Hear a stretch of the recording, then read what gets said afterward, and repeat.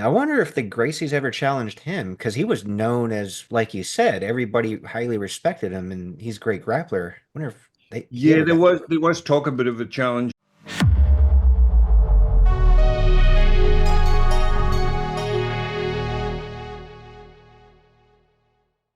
A quick question, because you said Benny the Jet was training with Gene LeBell, who's known as like an amazing grappler. Have you ever trained or rolled with Gene LeBell? Not rolled, but I did train with him, albeit very briefly, and I'll tell you why in a minute. But Chuck and Bob, Gene used to have a cabin. I can't remember the actual place the cabin was, where you'd have a like a small training area. So we went and visited Gene there, and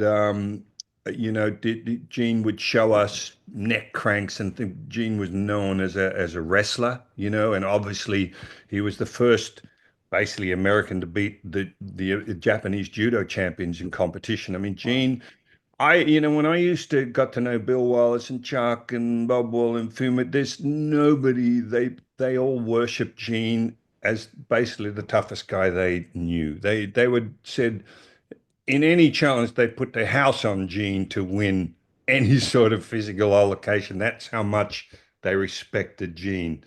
And because one thing about Gene, aside from being a world-class judoka, was that basically rules didn't exist. It was all about whatever you had to do to win. Like he would run his knuckles through your eyeballs or whatever to Ooh. sort of get a finish, because that's what he did. Incredibly powerful.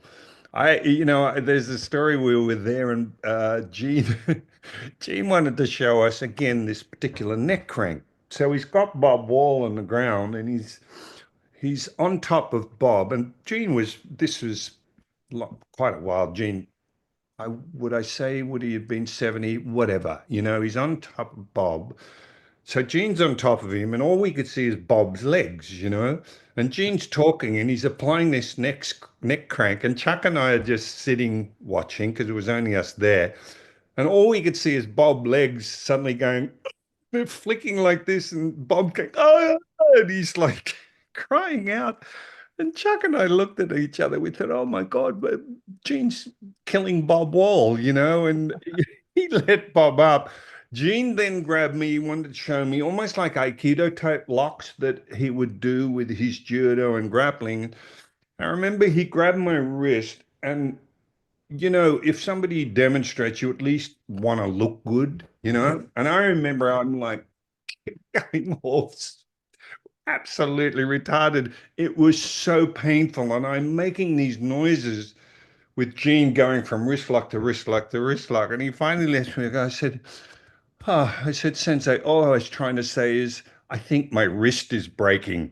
And I couldn't even talk, it was that painful.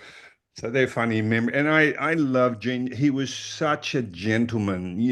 Gene was known for wearing a pink gi. And Sure. that was his way of more or less, I don't know, bucking the whole traditional institution, that the Japanese had with judo and everything. And so he'd wear a pink gi, but he was second to none, Gene. As I said, I don't know anybody of note in that day that didn't just bow down to Gene LeBell. He was that good. Yeah, I think his wife accidentally washed his gi with the red shirt. They got the pink gi at the Martial Arts History Museum in Right. Glendale. I Yeah. heard that story. Yeah. But Yeah. it was also, he wore it as like, yeah, it's like, you know what I mean? He was more about, yes, the respect and everything, but it's a bit like Benny used to always say, don't tell me what you do, show me, Sure. surprise me. Gene was more about, well, it didn't matter what you're wearing, it's still what are you? You're either good or you aren't, whether you got a pinky, a white key, or whatever the hell it might be. Yeah, definitely. I wonder if the Gracies ever challenged him because he was known as, like you said, everybody highly respected him, and he's a great grappler. I wonder if he Yeah, ever there got. was there was talk a bit of a challenge, and Gene, I know, was totally up to the idea of that. I mean, nothing. They got to know each other actually, and I believe at least the Machados, and they did some seminars alongside Gene, and they respected Gene, and of course Gene absolutely respected them. It wasn't like, oh, this is Gene LeBell against each other. There was absolutely mutual respect, for the expertise on either camp. I do know that. And I believe, but you've also got to understand when those challenges are going on, Gene is already in his 70s. Oh, in fact, I remember there was a challenge out to Gene for Royce to fight Gene, and I believe that Gene's response was, "I'm in my 70s." He said, instead of, and this is when Ilya was alive, he said, "No, instead of fighting Royce, who's a kid, let me fight your dad. I will fight Ilya Gracie," which kind of fair enough, right? Sure. Though Ilya was a bit older than Gene. So I think that's what happened. Gene just basically put it in the right arena, saying, why would I wrestle a kid half my age or less? Let me fight your dad, who's also in reasonably aged at that time. So I do Yeah, remember that that makes sense. aspect, yeah. Okay. You know, you Well, know, like before we go on, David, I just, all this stuff of challenging who's better and who's not. Yeah, I get it. We want to put our particular art on the map, or even us individually. Not me, by the way, I could care less, but a lot of them there. But I'm just not sure where it all goes. It ends up with a lot of trolling, with people saying this and who can beat who, and I'm better than this one. Like, who gives a fuck at the end of the day? Just be the best you can be the best martial artist you are. What we do know, there is always somebody out there that could kick your ass given a chance. So, there's always somebody better for sure. yeah, just get over yourself, I think is the important lesson with all of that. Oh yeah, 100%. It's all about improving yourself, competing against yourself and making those improvements. I think what it boils down to from like a primal aspect, it's no different than like let's say women. Women are competing as far as like, oh, who's the most beautiful woman, right? There's always that aspect. Whereas guys, we're warriors. So guys like to speculate. Now, not every guy is a warrior, nor should they be. Obviously, they get killed very quickly in war or in battle.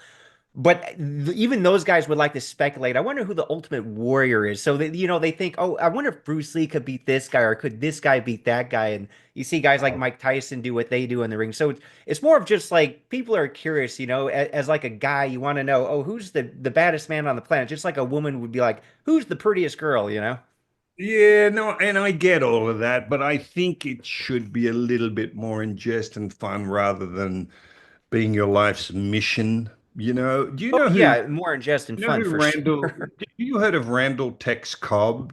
He was a heavyweight boxer. He fought Larry Holmes back in the day.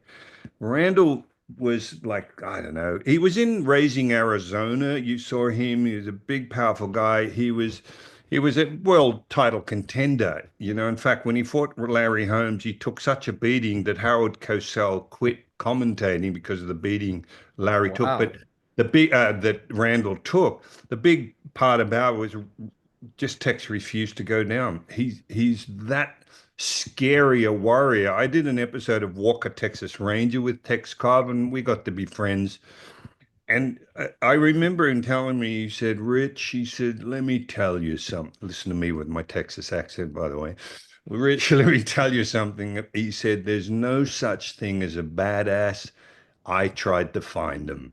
He literally went to boxing schools and karate schools around the states trying to find what he thought was the biggest badass just to test them out.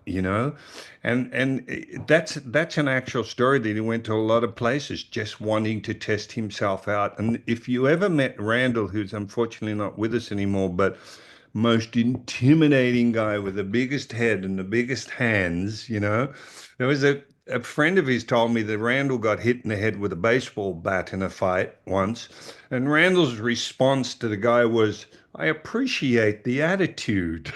He was complimenting for his attitude, hitting him in the head with a baseball bat and proceeded to do away with the guy. But I don't know. Listen, my point is there's always somebody bigger, tougher, and out there. And I think a lot of people do it out of insecurity and the need to validate themselves, for whatever reason. And This is why I get back to someone like Benny. Benny's never going to challenge anybody, but if you challenge him, he will fight you. But he's so confident in his own skin, what he's achieved and his ability. I was in the Jet Center when there was a European champion came in, wanted to spar with Benny, and I was on the outside of the ring with Ruben Urquidez, Benny's brother who used to train him, and Blinky Rodriguez. And Benny's in there, and this guy sort of hip throws Benny a couple of times. And Ruben's looking. I remember Ruben saying, "Sensei, you're right there," meaning he wanted Benny to unload. And afterwards, I had a little chat with Benny, and I realized to what an elevated level Benny had taken himself as a teacher, and as a sensei, in that he said, "I've got nothing to prove. If you want to pay me money and fight me professionally." But it just occurred to me, it didn't matter. He wasn't just going to prove to us on the outside by banging on this guy that I'm Benny the Jet and I'm that tough. It just didn't matter to him. The guy would hip throw Benny and move around. And I thought, wow, that's a very advanced like state of mind to be in when your ego was not going to dictate the way you behaved in that particular instance. And I think it's lacking in a lot of other martial artists. They're a little insecure. They want to make a name for themselves or whatever, but just do it by the way you behave, by the way you teach, by the students you produce. I think that's the best advocate for your skills as a martial artist. Oh yeah, for sure. Speaking of Randall Tex Cobb, though, didn't he even seek out the legendary Frank Dukes? Because of course, Frank Dukes was known the world over for the World Kumite champion, having, because Bloodsport said so, for example. So, I'm not the type of guy who kisses and tells, and I took an oath, and I plan on obeying that oath.